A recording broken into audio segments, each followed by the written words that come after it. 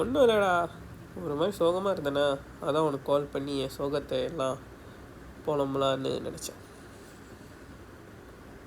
Bro, எனக்கே தெரிலடா, everyday feels the same. எல்லா நாளும் ஒரே மாதிரி தான் இருக்குது. எழுந்திரிக்கணும், எல்லோரும் மனுக்கும் சந்தோஷமாக இருக்கிற மாதிரி நடிக்கணும், சிரிக்கணும். ஆனால் உள்ளுக்குள்ளே நான் என்ன நினைக்கிறேன்னு யாருக்கும் தெரியாது. ஏன் எனக்கே தெரியாது. I feel empty.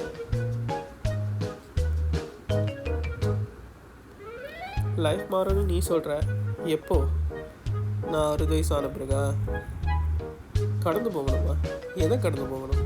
என் கஷ்டத்தையா? என் வலியா? என்னை ஏமாற்றிட்டு போனவங்களையா? இல்லை என் தோல்வியா? இது உனக்கு என் லைஃப்போ என் வழியோ பற்றி ஒன்றும் தெரியாது. நீ என் இடத்துல இருந்து பார்த்தா தான் தெரியும். அப்போ தான் என் கஷ்டம் என்னென்னு உங்களுக்கு புரியும். It's easy to say what பண்ணிட்டு போகிறது, பட் அவன் கஷ்டம் அவனுக்கு தான் தெரியும்.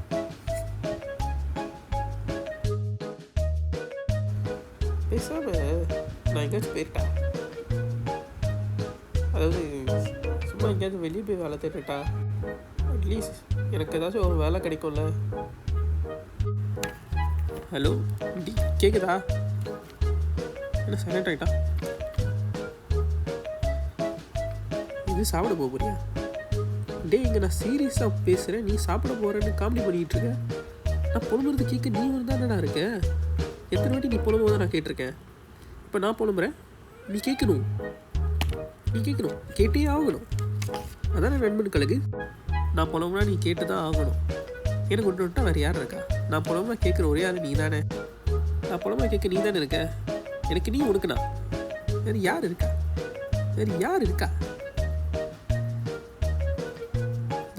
இந்த மாதிரி கட் பண்ணா அவ்வளோதான், உனக்கு கொண்டுருவேன். டே, உனக்கு வீடு எடுத்துகிட்டு படம் மீட்டர் கட் பண்ணிட்டான்டா.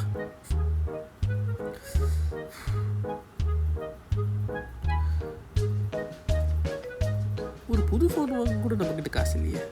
ஷிட், என்ன பார்க்கறேன்.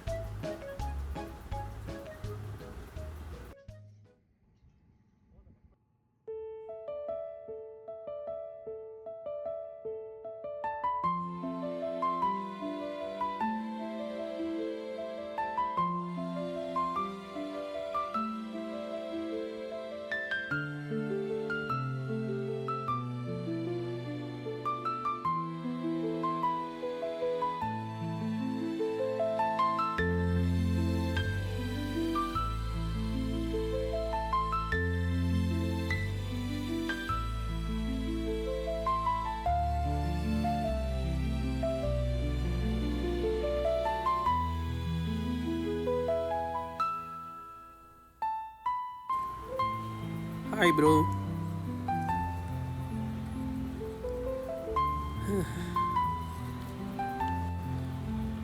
ஐயோ, தனியாக இருக்க போல. சியர்ஸ், நம்ம 2 பேருக்கும். உனக்கு என்ன கவலை? நீ என்ன சம்பாதிக்கணுமா இல்லை வேலைக்கு போகணுமா? உன்னை விட்டு போகணும் நினச்சி தான் கவலைப்பட போறியா? இல்லை லவ் ஃபெயிலியர் ஆக போதா? அப்படி ஆனாலும் உனக்குன்னா வலிக்கவா போகுது?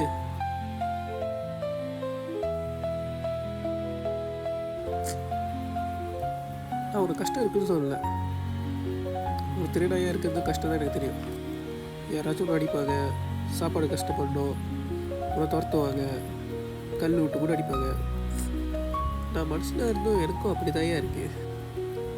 என்னையும் சில பேர் துரத்துறாங்க, பிடிக்கலன்றாங்க, வெறுக்கிறாங்க, பிடிக்கலன்றாங்க, வெறுக்கிறாங்க, எங்கேயாவது போய் சாவன்னு கூட சொல்கிறாங்க. மிஞ்சி போனால் நான் இது மாதிரி வாழ்கிறேன்னு உங்க கூட கம்பேர் கூட பண்ணுவாங்க.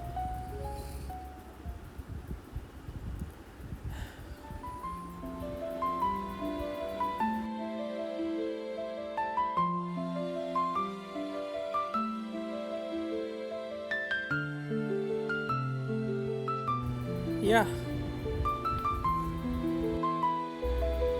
பார்ப்போம். அடுத்த ஜென்மன்னு இருந்தால் லைஃப் மாறுமான்னு பார்ப்போம்.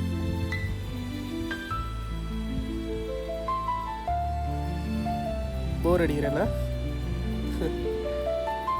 அதான் உன்னை பார்த்தாலே தெரியுது நான் பேசுறது உனக்கு எவ்வளோ போர் அடிக்குதுன்ட்டு.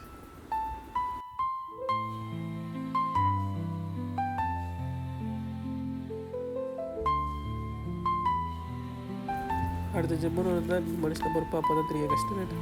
அப்போ இதே மாதிரி நீ வந்து புலம்ப நான் கேட்பேன்.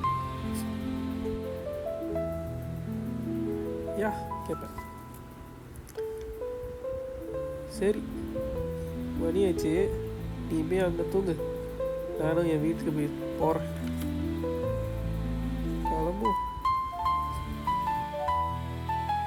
பார்ப்போம் நாளைக்காவது லைஃப் மாறுவான்னு.